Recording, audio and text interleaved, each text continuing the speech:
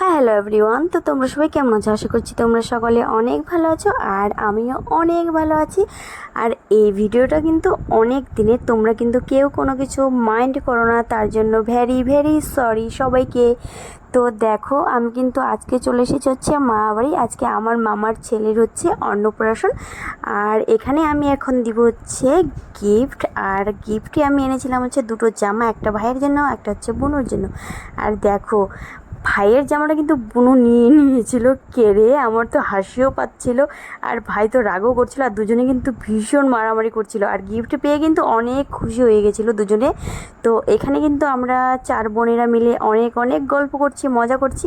আর এখন চলে যাব হচ্ছে খাওয়ার প্যান্ডেলে খাওয়া দাওয়া করতে। আর দেখো, ফাইনালি কিন্তু খাইতে কিন্তু আমরা বসে গিয়েছি, খাইতে না খেতে, সরি।